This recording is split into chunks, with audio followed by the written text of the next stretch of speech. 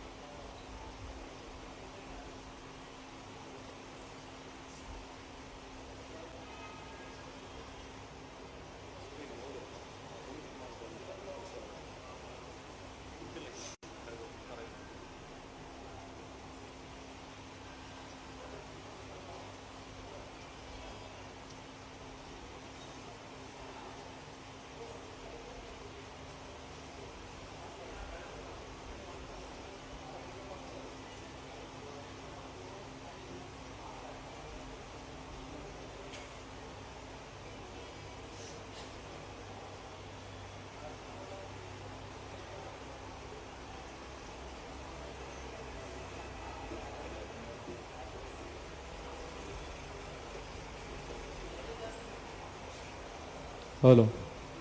Hello. Chi. Hello. Hello.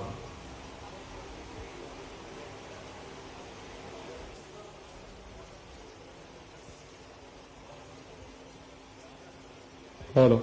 Hari Om. Chi. Chi. Hello. Hello.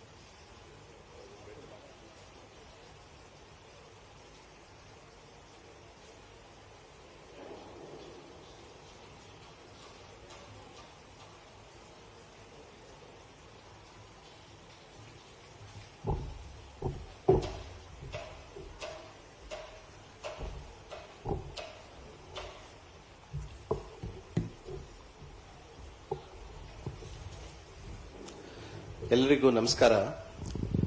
On behalf of Rashtriya Swayam Sevak Sangha, we welcome you to the second press briefing of the Akhil Bharatiya Pratinidhi Sabha. We have with us Shri Arun Kumar ji, Senior Sangha Pracharak. He's a Pracharak since 1983. He has held various responsibilities in different capacities, and since 2021 he is serving as Akhila Bharata Saha Sarkaryavaha, that is Joint General Secretary of RSS. We also have with us Shri Sunil Ambekar ji. He is currently serving as Akhila Bharata Prachar Pramukh. We also have few other senior Karyakartas to my right.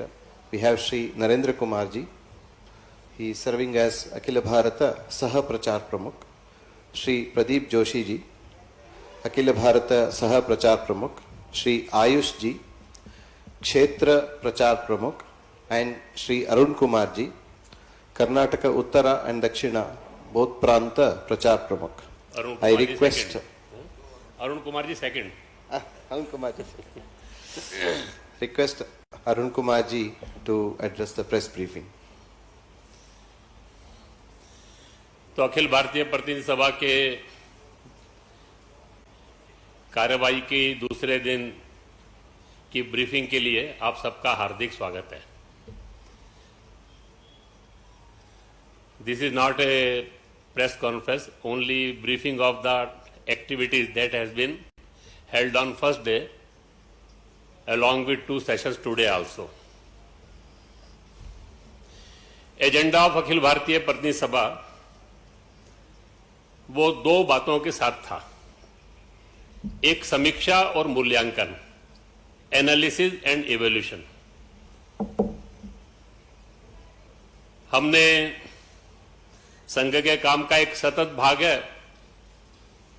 Uniqueness of our organization है. We always think about expansion and consolidation. कार्य विस्तार और गुणात्मकता, कार्य की भी कार्यकर्ता की भी. तो इसकी समीक्षा करना, इसका मूल्यांकन करना. दूसरा, initiatives for the transformation among society. संघ का जो गोल है, ultimate goal of the RSS is to transform the society. Basically संघ संगठन नहीं है, यह समाज परिवर्तन का एक बड़ा जन आंदोलन है. We always initiate for that. और वो जो इनिशिएटिव्स हैं उसकी भी समीक्षा करना. ये जो ट्रांसफॉर्मेशन है ये नेवर हैपन्स बाय कानून, एक्ट, नियम, भाषण, इन सब से नहीं आता. इसके लिए थोड़ा वातावरण बनाना पड़ता है, प्रयास करने पड़ते हैं. और जो ये ट्रांसफॉर्मेशन चाहते हैं वो जैसा चाहते हैं वैसा उनका बनना पड़ता है. तो इसलिए इस प्रोसेस को भी लगातार मूल्यांकन करना पड़ता है. संघ के 100 साल में हमने लगातार ये 2 बातों के बारे में सोचा है. Expansion and consolidation of work, कार्य विस्तार, कार्य की गुणात्मकता, क्वालिटी ऑफ वर्क, और initiatives for transformation among society. ये 2 बातों की समीक्षा करना. शताब्दी वर्ष 100 साल संघ के पूरे हो रहे हैं, तो स्वाभाविक है उसको ध्यान में रखकर थोड़ा काम का मूल्यांकन करना, गति बढ़ाना, इसके बारे में सोचना. तो हमने 6 साल पहले कुछ टारगेट्स तय किए थे. हर वर्ष उसकी समीक्षा करते हैं. तो it was also an occasion for introspection की 6 साल पहले हमने जो तय किया वहां पर हम कहां तक पहुंचे हैं उसके बारे में भी सोचना. और विजयदशमी यानी 2025 अक्टूबर में जब शताब्दी वर्ष प्रारंभ होगा तब तक उनको हम प्राप्त करें. 3 तरह के लक्ष्य थे. एक कार्य विस्तार, गुणात्मकता. दूसरा सुप्त शक्ति जागरण. हमारा हर स्वयंसेवक that should become an active worker, वो सक्रिय कार्यकर्ता बनना चाहिए. कल मुकुंद जी ने बताया 1 करोड़ स्वयंसेवक हैं, 50-60 लाख लोग हमेशा काम में जुड़े रहते हैं.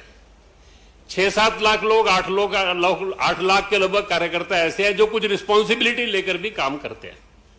हमारा टारगेट यह है कि अधिकाधिक लोग डे टू डे कंट्रीब्यूट कर सके, ऐसे एक्टिव हों और समाज की सज्जन शक्ति, यानी जिसको कहते हैं leaders of the society, economic field, social field, religious field और एजुकेशन, इंटेलेक्चुअल, ऐसे सब समाज का जो नेतृत्व है उनके साथ हमारा एक वेवलेंथ बने. वो भी समाज के हित में सोचते हैं, हम भी समाज के हित में सोचते हैं. तो मिलकर जहां काम कर सकते हैं वहां मिलकर काम करना है. ऐसे सब बातों को लेकर हमने प्लान किया था. और 2 बातें और जो संघ शताब्दी में क्या करेंगे उसकी भी चर्चा करने वाले हैं. सिनेरियो, इस समय समाज राष्ट्र का परिदृश्य क्या है, what is the contemporary scenario, हमारा रोल क्या है. ये 2 बातों के बारे में कल दत्ता जी आपके सामने बातचीत रखेंगे. संघ शताब्दी की करणीय बातों के बारे में भी, और कंटेम्परेरी सिनेरियो में what is our role, how we think, how we want act, ये सब बातों के बारे में, थोड़ा पॉलिसी के विषय, ये सब कल वो रखेंगे। कल मुकुंद जी ने आपके सामने जानकारी रखते हुए कार्य विस्तार के बारे में काफी बातें कही। संघ का कार्य विस्तार का कितनी डायमेंशन होती है, अगर उसके बारे में सोचना हो तो, और वो हम मूल्यांकन करते हैं तो ध्यान में आता है कि संघ के काम का यूनिकनेस कैसी है। 1925 में संघ का काम शुरू हुआ, 1940 में हम देश के हर प्रांत में पहुंच गए थे, 1972 में हर जिले में पहुंचे हम, 96 के अंदर हम हर ब्लॉक और नगर में पहुंचे। मैं जब हर कहता हूं तो लगभग एक 85-90% हो गया, यानी वो 100% की ओर बढ़ रहे हैं हम। उसके बाद हमने अपना टारगेट मंडल और बस्ती रखा, तो that is a geographical target. 10,000 population के ऊपर हमने 1,03,000 यूनिट्स बनाए, जो उसके बारे में कल उन्होंने आपको बताया भी। लेकिन इसके साथ साथ ये तो राष्ट्रव्यापी, समाजव्यापी हो गया। Ultimately we have to become a movement of 100%, और इसीलिए हम कहते हैं सर्वस्पर्शी सर्वव्यापी। तो एक एक जगह विचार करना शुरू करते हैं। तो कॉलेज स्टूडेंट्स में हमारा काम है, हमें थोड़े समय पहले ध्यान में आया कि प्रीमियर इंस्टीट्यूशन में जैसा काम चाहिए वो नहीं है, तो हमने उस पर फोकस करना शुरू किया। एम्स हैं, रिसर्च के इंस्टीट्यूट्स हैं, IITs हैं, देश में 2009 प्रीमियर इंस्टीट्यूट्स हैं। एक 10 साल के लगातार प्रयास से आज हम 134 में हमारा रेगुलर काम शुरू हो गया है। आने वाले समय के अंदर ऑल 209 इंस्टीट्यूट्स में आना जाना प्रारंभ हो गया, लेकिन अपना काम ये प्रारंभ हो सके। अलग अलग समाज के वर्गों में कैसा काम होता है, तो उड़ीसा में एक कोरापुट विभाग है, total tribal area 100% Koraput, Bolangir, वहां पर सब मंडलों में अपना काम है। 1031 शाखा है, और जब वहां पर जो कार्यकर्ता है, नगर, खंड, जिला, विभाग, प्रांत, सब वो जनजाति क्षेत्र के ही कार्यकर्ता है। अभी अरुणाचल प्रदेश जैसे में विधिवत संघ का काम 1990 में ही शुरू हुआ, लेकिन अभी 274 शाखा मिलन मंडली है in every district of Arunachal Pradesh. हमारा संघ का काम प्रारंभ हो गया। ये सब जब बातें चलती है तो सुनने में आसान लगता है, लेकिन ऐसे सारे डिस्टेंट एरियाज में, डिस्टिंक्ट एरियाज में, वहां के सब चैलेंजेस को पार करके कार्यकर्ता जाए। कुछ जगह तो पहुंचने में ही 5 दिन 7 दिन लगते हैं। तो सामान्य कार्यकर्ता सब, हमारे यहां कोई पेड कार्यकर्ता नहीं है, सब वॉलंटरी काम करते हैं। हर वर्ष हम आह्वान करते हैं अपने स्वयंसेवकों को 7 दिन, 15 दिन, 20 दिन, 25 दिन एक्सपेंशन के लिए दें। तो कम से कम पिछले 1 साल के अंदर 2 लाख कार्यकर्ताओं ने मिनिमम 7 डेज का टाइम फॉर एक्सपेंशन वर्क संघ के लिए कंट्रीब्यूट किया। तो ये अपने सारे संघ के काम का एक डायमेंशन है। मैंने बताया आपको सज्जन शक्ति का संपर्क करना, तो हमने 2 लाख, लगभग 2 लाख पीपल जो है उनकी, महिला पुरुष, ऐसी एक लिस्ट बनाई। Those who our society leaders, जिनका एक अपना विशिष्ट स्थान है अपने समाज जीवन के अंदर, वो अपनी एक भूमिका रखते हैं डिस्ट्रिक्ट लेवल पर, स्टेट लेवल पर, नेशनल लेवल पर। हमारा टारगेट था कि उनसे हम कांटेक्ट करेंगे। लगभग 1.5 लाख लोगों को हम कांटेक्ट कर पाए पिछले 1 साल के अंदर, लास्ट 1 ईयर के अंदर। कांटेक्ट करने का मतलब एक बार मिलना नहीं है, 3-4 बार मिलना, उनको किसी बैठक में बुलाना, छोटी छोटी मीटिंग्स में बुलाना। 10-12 लोगों की हम रूम मीटिंग्स करते हैं। ऐसे 8-8, 10-10 लोगों से वो संघ के बारे में क्या सोचते हैं, उनके कुछ सजेशंस हैं, सोसाइटी के बारे में क्या सोचते हैं। तो 5,000 रूम मीटिंग्स भी की हमने इनके साथ, 50,000 लोग उसमें रूम मीटिंग्स में भी आए। तो ऐसा सारा एक समाज का, जिसको हम सोसाइटी लीडर, सज्जन शक्ति बोलते हैं, उनको एक्टिवेट करने का भी काम चल रहा है।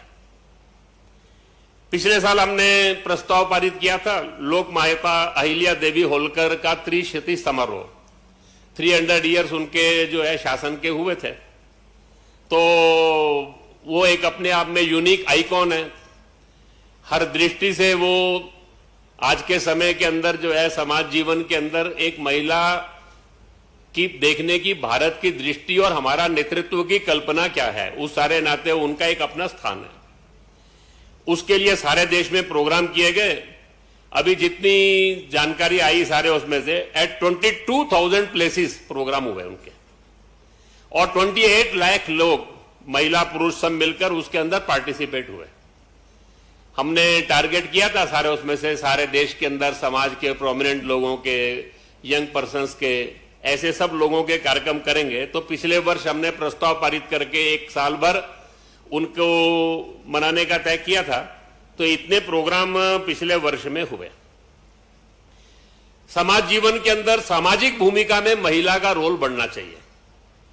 तो इस दृष्टि से हमने सोसाइटी में जो ऐसी एक्टिव महिलाएं हैं, वो हमारी ऑर्गेनाइजेशन की भी हो सकती है, सामान्य समाज में एनजीओ बनाकर, बाकी सब बनाकर, इंटेलेक्चुअल ये सब भी हो सकती है।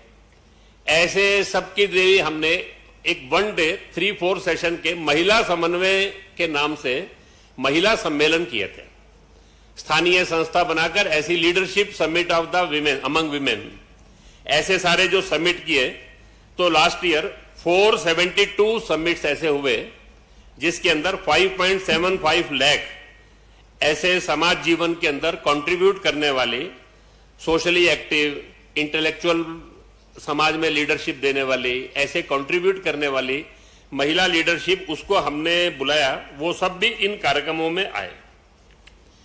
बहुत सारी बातें बताने की है, लेकिन समाज जीवन के अंदर कहीं भी कोई प्रॉब्लम देखना तो उसके बारे में सॉल्यूशन सोचना शुरू करना।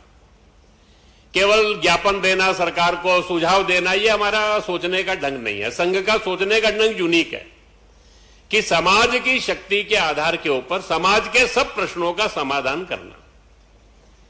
केवल एक छोटा सा एग्जांपल दूंगा। मध्य प्रदेश के अंदर झाबुआ डिस्ट्रिक्ट है। उस झाबुआ डिस्ट्रिक्ट के अंदर वहां पर समाज के अंदर संपर्क करने के लिए निकले तो अचानक एक जगह ध्यान में आया। फिर वो एक केस ध्यान में नहीं आया, गांव में 4-5 आए। फिर थोड़ा और ज्यादा ध्यान आना शुरू हुए तो वहां ऐसे बच्चे हैं जिनके हाथ पैर जुड़े हुए, अंग जुड़े हुए, और उसके कारण से वो सामान्य जीवन नहीं जी सकते। वो एक अलग प्रकार का। तो थोड़ा चिंतन प्रारंभ हुआ, थोड़ा इंदौर के अंदर बातचीत प्रारंभ हुई। उसके डॉक्टर से चर्चा शुरू। उन्होंने कहा आजकल बहुत अच्छी मेडिकल फैसिलिटीज है, ऑपरेट किया जाए तो ये सब लोग नॉर्मल लाइफ भी जी सकते हैं, अन्यथा उसके कारण से वो एक अलग प्रकार की डिसेबिलिटी है। तो ऐसे सब लोगों को ढूंढकर उनको और सर्विसेज प्रदान करना। पिछले 4 साल के अंदर ऐसे 500 चिल्ड्रंस जो हैं, बच्चे जो हैं, उनकी शल्य क्रिया के द्वारा उनको एक समाज जीवन में, एक सामान्य जीवन के नाते वो जी सके। तो जहां भी प्रॉब्लम है उस प्रॉब्लम के सॉल्यूशन के बारे में सोचना, समाज में समस्याओं को बड़ा करते नहीं जाना। समाज की ताकत जो है वो बहुत बड़ी है। हम जब कहते हैं कि सारे देश के अंदर 100 साल में संघ के काम का विस्तार हुआ है, तो it does not mean the expansion of numerical strength of RSS. हमारा मतलब यह है कि यह समाज की शक्ति का जागरण है। संघ की शक्ति बढ़ना यानी समाज की शक्ति बढ़ना है, और वो समाज की शक्ति बढ़ना यानी समाज जो है, समाज के प्रश्न, समाज की चुनौतियां, समाज के इंटरनल इश्यूज, चैलेंजेस, इन सब को सॉल्व कर सकता है। ऐसा समाज का चित्र खड़ा करना, इस दृष्टि से अपना कल से सारा मूल्यांकन का काम चल रहा है। हर स्टेट के अंदर ऐसे कुछ अच्छे, मैंने तो आपको केवल 1-2 उदाहरण दिए, हर राज्य के अंदर ऐसे कुछ उदाहरण देने वाले कुछ उनकी, क्योंकि कुल मिलाकर 3 दिन की लिमिटेशन ही होती है सब बातों का मूल्यांकन करना। तो एक्सपेंशन के बारे में कैसा सोच रहे हैं, सज्जन शक्ति जागरण के बारे में कैसे सोच रहे हैं, समाज के प्रॉब्लम्स के सॉल्यूशन के बारे में कैसा सोच रहे हैं, ऐसे सब बातों के बारे में कल से अपनी अभी तक की चर्चा चल रही है। जो संगठन है वो भी अपने बारे में, कामों के बारे में ऐसा थोड़ा थोड़ा एक जानकारी देने का, जो उनकी विशेष बातें होती है वो सब होती है, उसकी जानकारी देते हैं। अभी करणीय बातों की चर्चा प्रारंभ हुई है नेक्स्ट ईयर के लिए, वो शाम को, कल सुबह तक फाइनल होगा। कल दोपहर को ही आपकी प्रेस कॉन्फ्रेंस में दत्ता जी आने वाले शताब्दी वर्ष में हम क्या करेंगे, और कुल मिलाकर कंटेम्परेरी सिनेरियो में संघ कैसे सोचता है, इन सब के बारे में वो कल आपके सामने रखेंगे। एक प्रस्ताव हमने पारित किया है उसको बारे में थोड़ी जानकारी देकर मैं अपनी ब्रीफिंग पूरा करूंगा सारे में। बांग्लादेश की जो परिस्थिति है, तो एक call to stand in solidarity with Hindu society of Bangladesh. हमने जो बांग्लादेश के अंदर जो है हिंदू और माइनॉरिटी कम्युनिटीज जो है उनका जो ह्यूमन राइट वायलेशन हो रहा है और कंटिन्यूअस वायलेंस, इनजस्टिस, ऑपरेशन, ये जो हिंदू समाज सहित all the minorities of Bangladesh उनके साथ जो हो रहा है उसको लेकर हमने एक चिंता व्यक्त किया है, सीरियस कंसर्न हमने अपना और प्रस्तुत किया है। ये जो सारा है ये इसको एक पॉलिटिक्स नहीं मानना चाहिए, केवल रिजाइम चेंज हो गया, सत्ता परिवर्तन हो गया उसके कारण से ऐसा नहीं है। इसके पीछे रिलीजियस एंगल भी है, क्योंकि मेजोरिटी ऑफ टारगेट जो है और कंटिन्यूअस टारगेट जो है they are becoming Hindu and other minority communities. और ये इसलिए भी है कि ये परसिक्यूशन ऑफ हिंदू और माइनॉरिटी कम्युनिटी ये कोई नया नहीं है। 1951 के अंदर 22% पॉपुलेशन थी बांग्लादेश के अंदर हिंदू समाज की, अभी वो 7.95% है। तो हमको ध्यान में आ सकता है कि ये हिंदू समाज के वहां एग्जिस्टेंशियल क्राइसिस का इशू है। और इस बार जो हिंसा हो रही है उसमें ऐसा ध्यान में आ रहा है कि उसके पीछे गवर्नमेंट और इंस्टीट्यूशनल सपोर्ट भी है, और ये एक चिंता की बात है। और वहां जो लोग भी इस सारी हिंसा में है वो इसको केवल एंटी हिंदू नहीं, एंटी भारत भी बनाने की कोशिश कर रहे हैं। अनेक लीडर्स के स्टेटमेंट भी ऐसे ही सब आ रहे हैं। इसी सारे प्रस्ताव के अंदर एक हमने चिंता व्यक्त की कि इंटरनेशनल जो फोर्सेस हैं उनका जो रोल है, और खासकर केवल बांग्लादेश नहीं, ये जो अपना भारत है, इस भारत और पड़ोसी देश ये केवल देशों का समूह नहीं है, हमारी हजारों साल की एक यात्रा है, वो हमारी कॉमन जर्नी है। हम जब कहते हैं तो वो कॉमन जर्नी के अंदर हमारा एक शेयर्ड कल्चर है, हमारी शेयर्ड हिस्ट्री है, और हमारे जो शेयर्ड जो है वो हमारे ट्रेडिशंस भी है, बहुत सारी बातें हमारी समान है। तो ऐसा लगता है कि एक मिसट्रस्ट और डिसट्रस्ट भारत और इन सारे पड़ोसी देशों के बीच में खड़ा करने का प्रयास भी किया जा रहा है। उसके अंदर दुनिया की बहुत सारी शक्तियां उसमें भूमिका अदा कर रही हैं। हमने Pakistan, deep state in America, उस सब के बारे में भी इसमें थोड़ा हमने इंगित किया है सारे उसमें से अपने प्रोसेस प्रस्ताव के अंदर। लेकिन इस बार एक अच्छा विषय उसमें यह भी है कि ये जो सारा हुआ तो पहली बार वहां के हिंदू समाज ने लोकतांत्रिक ढंग से वहां पर एक कलेक्टिव डेमोक्रेटिक और पीसफुल वे में अपनी बात को असर्ट करने की भी कोशिश की है और अपनी आवाज को बुलंद किया। उसको दुनिया ने रेखांकित भी किया है, दुनिया ने उसको सुना भी है, और उस कारण से भारत दुनिया के बाकी देशों के अंदर, दुनिया के अंतर्राष्ट्रीय नेतृत्व, देश, हिंदू समाज अन्य देशों में जो रहता है वो सब लोग भी उनके समर्थन में आए हैं। उन्होंने भी देश भर के अंदर सब मिलाकर भारत सरकार ने भी इस सारे विषय को लेकर वहां की जो बांग्लादेश की इंटरिम गवर्नमेंट है उनके साथ और ग्लोबल प्लेटफॉर्म्स के थ्रू प्रेशर बनाना, ये सब के लिए भी प्रयास किया है। और हमने इस बात का आह्वान भी किया है भारत सरकार से, अंतर्राष्ट्रीय फोरम, यूएन और बाकी सारे ऐसे जो हैं विश्व के अन्य देश और दुनिया के अंदर जो हिंदू समाज है उन सब लोगों से हमने एक आह्वान भी किया है कि वहां के हिंदू समाज की डिग्निटी, वहां के हिंदू समाज की सुरक्षा, वहां की माइनॉरिटीज की डिग्निटी, सुरक्षा, इन सबको सुनिश्चित करने के लिए वो हर संभव प्रयास करें। इस सारी दृष्टि से हमने एक call to stand in solidarity with Hindu society of Bangladesh, Bangladesh के हिंदू समाज के साथ और वहां के अन्य अल्पसंख्यक समुदायों का जो मानवाधिकार हनन, हिंसा, ये जो सब विषय वहां हुए हैं और उनका एक एग्जिस्टेंशियल क्राइसिस का जो इशू आकर खड़ा हुआ है, और इस सारी स्थिति के अंदर जो इंटरनेशनल फोर्सेस पीछे अपनी भूमिका अदा कर रही हैं, इन सब के प्रति देश को, समाज को अवेयर भी रहना, जागरूक भी रहना, और ये वहां के हिंदू समाज की सुरक्षा और वहां के हिंदू समाज का सम्मान, ये सब गरिमा जो है ये सुनिश्चित हो, इस सारी दृष्टि से, और वहां उसके लिए अंतर्राष्ट्रीय फोरम, भारत सरकार, हिंदू समाज सब मिलकर प्रयास करें, ऐसा एक प्रस्ताव बांग्लादेश की आज की हिंदू समाज की जो परिस्थिति है, माइनॉरिटीज की जो परिस्थिति है, उसको लेकर हमने एक सीमित विषय के ऊपर प्रस्ताव पारित किया है। मैंने आपके सामने अपनी जो इस अखिल भारतीय प्रतिनिधि सभा की जो कल से आज तक की सारी कार्रवाई हुई है, उसके कुछ बातें जानकारी के तौर पर आपको रखी हैं। अच्छा यही है कि जो मैंने बताया उसके ऊपर आप पूछे, नहीं तो आपका अपना एजेंडा है, वो एजेंडा कल करेंगे तो ज्यादा अच्छा होगा। लेकिन आप सब लोग कुछ ऐसा इस सारे अपनी प्रतिनिधि सभा के बारे में पूछना चाहें तो पूछ सकते हैं। थोड़ा माइक लेना पड़ेगा। माइक पर ही बोलिएगा। हाँ, मेरा नाम हिमांशु तिवारी है, टाइम्स नाउ भारत से दिल्ली से हूँ मैं। थोड़ा माइक मुंह के सामने लेंगे तो मुझे पूरा सुनाई देगा। आवाज आ रही है आपको? हाँ। मेरा नाम हिमांशु तिवारी है, टाइम्स नाउ भारत दिल्ली से हूँ मैं।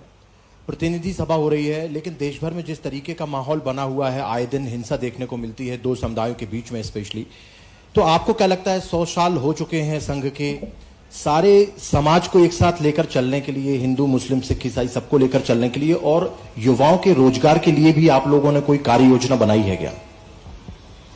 तो ऐसा होता है कि समाजों की यात्रा थोड़ी लंबी होती है।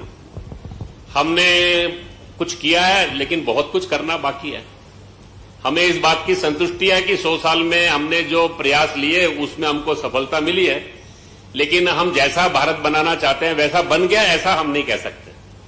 तो उसके लिए प्रयासों की मात्रा बढ़ानी है, और ये करना है तो केवल अकेला संघ नहीं कर सकता। इसके लिए मैंने पहले ही कहा कि संघ समाज की सज्जन शक्ति सबको एक साथ आना है। तो 1947 में हम आजाद हुए, हमारे सब प्रश्नों का समाधान नहीं हुआ, हम इंटीग्रेट नहीं हो गए थे। प्रोसेस ऑफ इंटीग्रेशन उसके बाद शुरू हुआ है। तो कॉन्टिन्यूअस वी आर इवॉल्विंग। तो मुझे लगता है कि we are in right direction. हमको लेकर हमको लगता है जिस रास्ते पर हम चल रहे हैं we are in right direction, लेकिन बहुत करना बाकी है, ये हम समझते हैं। सर, मैं आमोद हूँ TV9 भारत। थोड़ा खड़े होकर बोलेंगे और माइक मुंह के सामने लीजिए, मुझे थोड़ा। सर, मैं आमोद हूँ TV9 भारतवर्ष से। एक जो ज्वलंत विषय आज की तारीख में हम लोग दक्षिण भारत में बैठक कर रहे हैं, और एक जो ज्वलंत मुद्दा यहाँ चल रहा है परिसीमन का, परिसीमन को लेकर बहुत यहाँ उथापतल मचा है। आज यहाँ पे 6 राज्यों के बड़े लोग जो CM हैं, पार्टी अध्यक्ष हैं, वो जुटे हैं। तो इसको लेकर कंफ्यूजन क्यों हो रहा है, क्या दिक्कत है, असल मुद्दा क्या है? मुझे लगता है कल मुकुंद जी ने आंसर दिया है, उसके बाद दोबारा पूछने की आवश्यकता तो नहीं पड़नी चाहिए। फिर मैं आज दूंगा तो कल आप दत्ता जी से दोबारा पूछेंगे। सब मिलाकर जो उन्होंने कहा, परिसीमन ये भारत की एक संवैधानिक प्रक्रिया, लोकतांत्रिक प्रक्रिया के अंदर चुनाव होता है, चुनावों के लिए परिसीमन होता है। परिसीमन के लिए एक एक्ट बनता है। तो 2002 के अंदर डिलिमिटेशन एक्ट बना, उसके अंतर्गत परिसीमन हुआ। उससे पहले 1972 में एक्ट बना, उसमें परिसीमन हुआ। अभी जब परिसीमन होगा, उसका एक्ट बनेगा, उस समय डिस्कशन करने की आवश्यकता है, उसमें आप क्या चाहते हैं। और पिछली बार ये सारे विषयों को एड्रेस करने के लिए फ्रीजिंग ऑफ पार्लियामेंट्री सीट्स ये हो गया था उस समय। तो उस समय फ्रीज हो गया, इशू तो क्लोज हो चुका है। अभी दोबारा इसको खड़ा तो तब करेंगे कि जब नया एक्ट बनेगा, और उस एक्ट बनते समय अगर सरकार कहे कि नहीं वी आर ओपनिंग दैट, तो मुझे लगता है कि अनावश्यक आशंकाएं खड़ी करना, अविश्वास खड़े करना, इससे बचना चाहिए। समाज जीवन के अंदर, सारे देश के अंदर एक दूसरे के प्रति विश्वास, समाज जीवन के अंदर सबको साथ लेकर चलने का भाव, ये लोकतंत्र का मूल होता है। तो थोड़ा उसके बारे में सोचना चाहिए। बाकी लोकतांत्रिक प्रक्रिया है, जिस समय ये विषय आएगा उस समय इसका डिस्कशन होगा प्रारंभ। अभी तो सेंसस भी नहीं हुआ, डिलिमिटेशन का चर्चा भी नहीं हुई, डिलिमिटेशन एक्ट भी नहीं आया। ये 2002 के एक्ट पर होगा तो उसमें फ्रीजिंग हो चुका है। अगर कोई नया बनेगा तो उसके बारे में डिस्कशन भी अभी शुरू नहीं हुआ। मुझे लगता है कि इसको लेकर जो चर्चा कर रहे हैं, थोड़ा उनको भी इंट्रोस्पेक्शन करना चाहिए कि ये उनका पॉलिटिकल एजेंडा है या वो वास्तव में अपने क्षेत्र के हित के बारे में सोच रहे हैं। ये दोनों के बारे में उनको भी विचार करके आप उनसे पूछिए कि क्या डिलिमिटेशन प्रोसेस शुरू हो गया क्या। आप ये सारी बातें कर रहे हैं तो आपको बात करते समय उनसे भी पूछ लीजिए थोड़ा।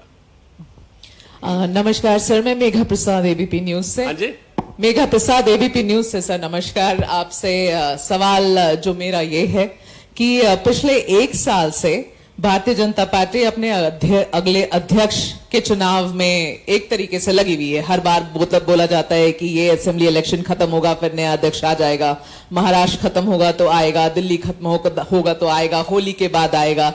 ये अभी तक चुनाव हो नहीं पाया है और अब कुछ खबरें हिंदी मीडिया में, हिंदी अखबारों में ये चल रही है कि आरएसएस और बीजेपी के बीच में इतनी ठनी हुई है, इसलिए एक नाम पर ये इनकी अग्रीमेंट नहीं हो पा रही है। इस पे मैं पूछना चाहूंगी सर, क्या हो रहा है? क्या समन्वय मीटिंग हुई है? आप लोग की तरफ से कुछ नाम गए हैं? क्या स्टेटस है? तो संघ के स्वयंसेवक 32 से ज्यादा संगठनों में काम करते हैं। हर संगठन जो है वो स्वतंत्र है, स्वायत्त है। हर संगठन की अपनी एक निर्णय प्रक्रिया। हर संगठन के अंदर उनके यहाँ सदस्यता होती है, उनके यहाँ निर्वाचन होते हैं, नीचे की इकाई पर होते हैं, मंडल जिला होते हैं, वो सब उनकी प्रक्रिया चलती है। और अध्यक्ष के चुनाव के लिए कोई समन्वय बैठक होती नहीं है। और बाकी मीडिया में क्या चलता है, तो मीडिया को 24/7 एक्टिव रहना है, तो उनको कुछ न्यूज चाहिए। और न्यूज क्या है वो आपको भी मालूम है सारे उसमें से। तो एक पक्का मान के चलिए कि हमारी कोई ठनी हुई नहीं है। समाज राष्ट्र के प्रश्नों पर हम मिलकर काम करते हैं और आज भी हम परस्पर विश्वास उसके आधार पर काम कर रहे हैं। बाकी उनकी प्रक्रिया चल रही है, उनकी सदस्यता भी हुई है, बूथ समितियां भी बन गई है, जिले प्रदेश वो भी बन रहे हैं। उस प्रक्रिया में आने वाले समय के अंदर राष्ट्रीय अध्यक्ष का चुनाव उनका होगा सारे उसमें से। वो प्रक्रिया उनकी अपनी जो पार्टी की व्यवस्था है उसके अंतर्गत होगी सारे में से। थोड़ा दिन धैर्य रखिए, अपने आप ध्यान में आ जाएगा सबको। Sir, I am Narayankar from United News of India. I'll sit and ask because I have the laptop on my laps. There are a couple of questions. You were talking about, asking the central government to take up this issue. And of course, the central government has taken up this issue of atrocities or persecution of Hindus in Bangladesh. So, are you satisfied as of now what the central government is doing?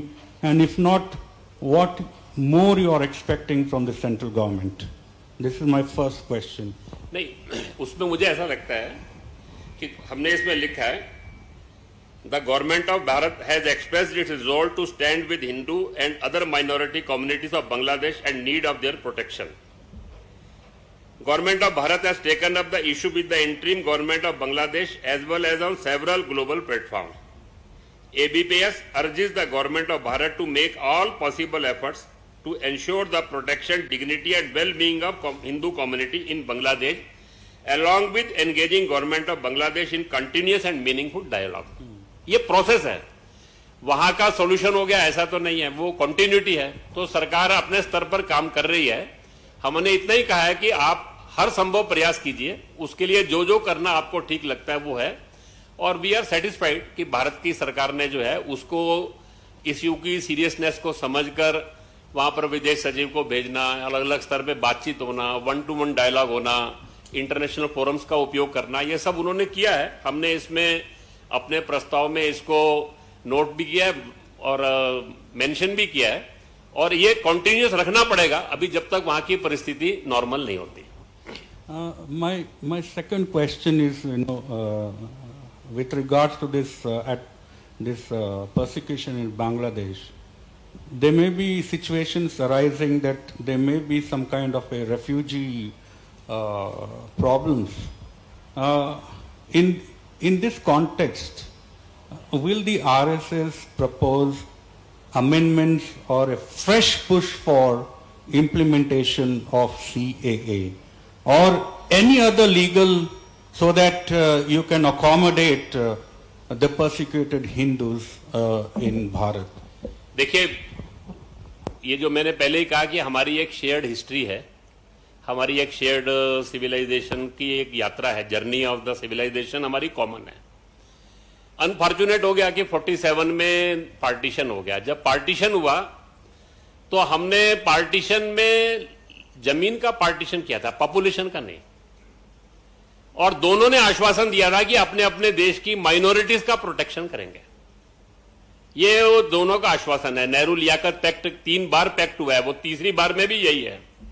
Unfortunate है कि पाकिस्तान बांग्लादेश जो बन गया बाद में, उन्होंने उसको ऊपर अपना ऑनर नहीं किया। वो जो वहां का हिंदू समाज है वो हमारी रिस्पॉन्सिबिलिटी है, हम उससे बच नहीं सकते। ये जो आज जिसको हम भारत कहते हैं, जिसका हम गर्व करते हैं, उस भारत को बनाने में जितना कंट्रीब्यूशन देश के इस हिस्से में रहने वाले हिंदू का, उतना वहां का भी है। वो वहां सुख से रहे, शांति से रहे, वहां उस समाज राष्ट्र जीवन की व्यवस्था में आज जो व्यवस्था है उसमें कंट्रीब्यूट करते हुए वो सोचे।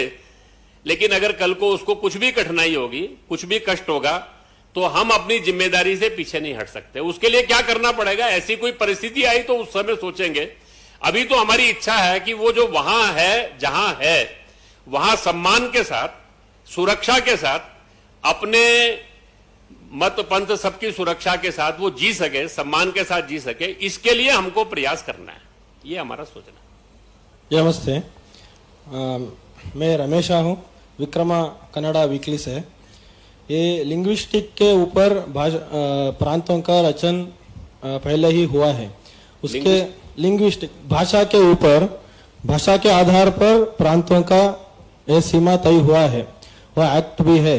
मगर उसके बाद भी कई प्रांतों में बॉर्डर डिस्ट्रिक्ट्स जो है उसमें ये डिस्ट्रिक्ट्स उस स्टेट्स को आना चाहिए, ऐसा डिस्प्यूट्स चलते रहता है।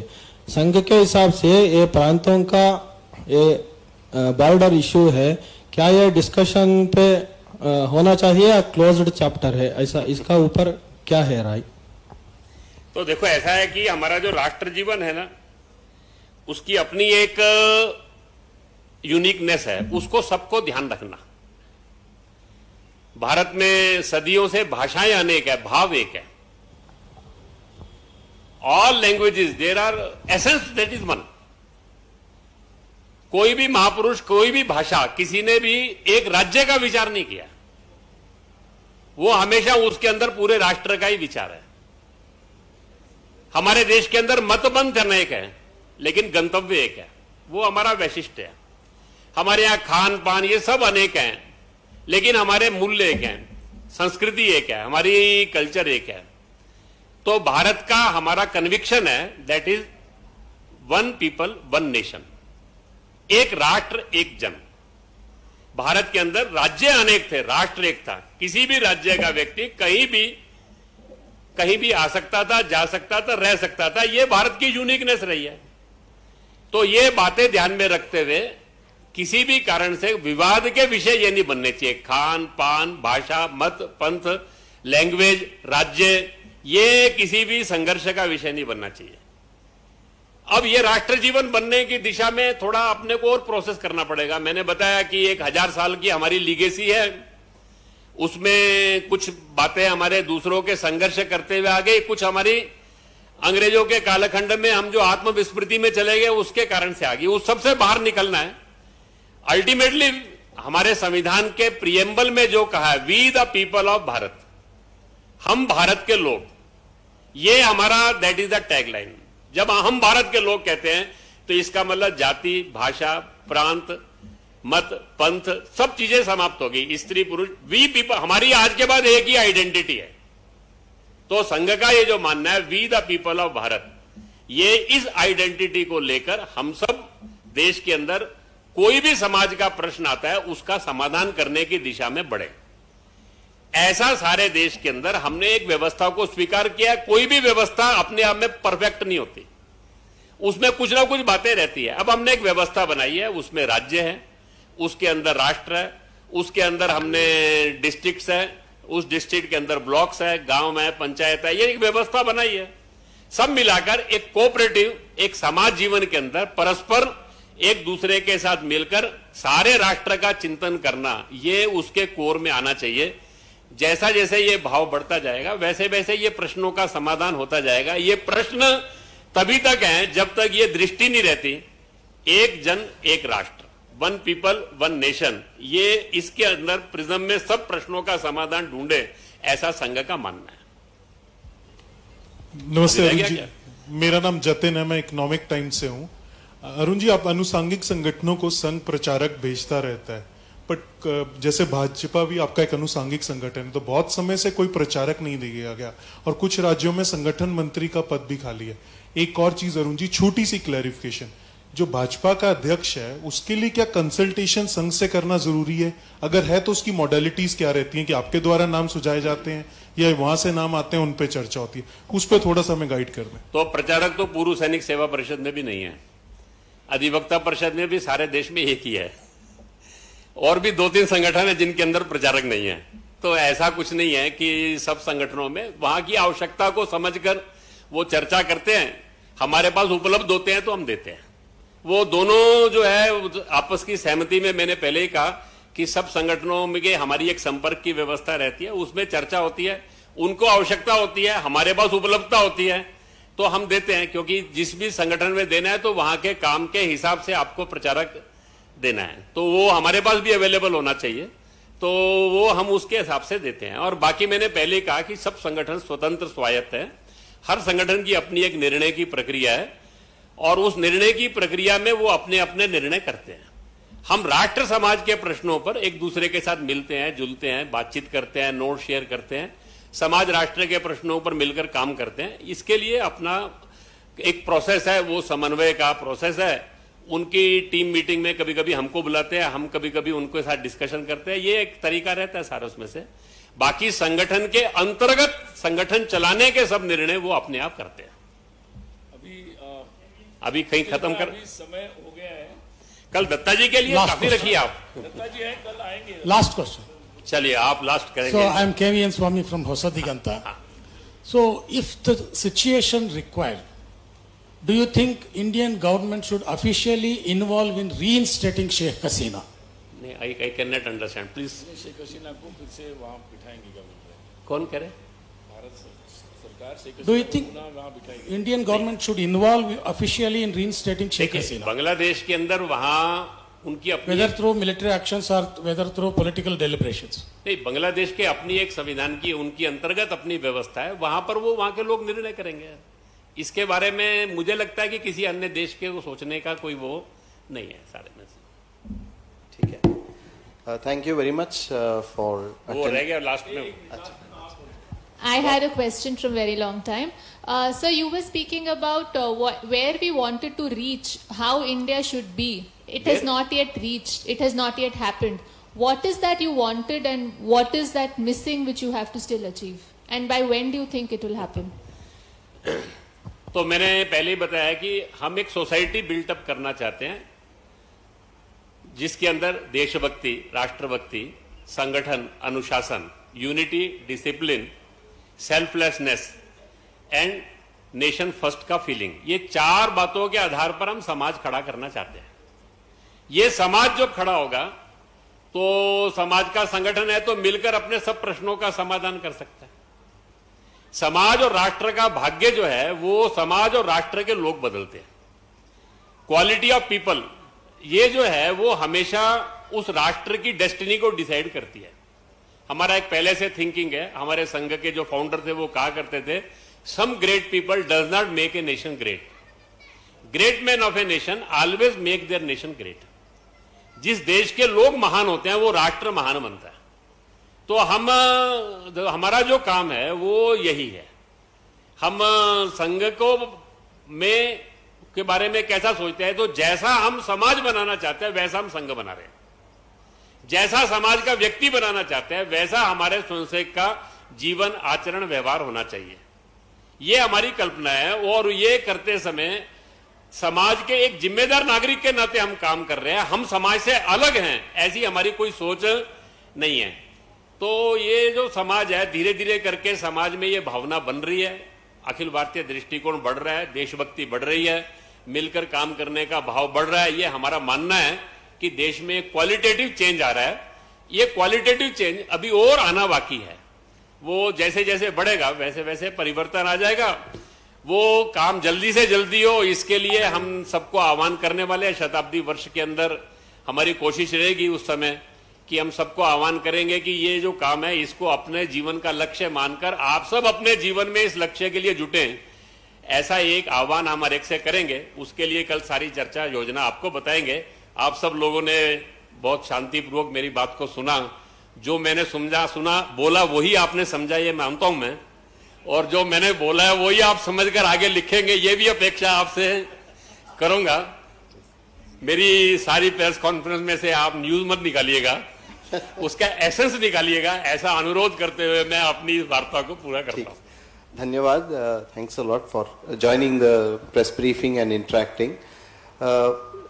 Please note a couple of important information. Hindi and English prati of the resolution is already distributed. If someone wants prati in Kannada, so it is available. Please collect it from the volunteers behind.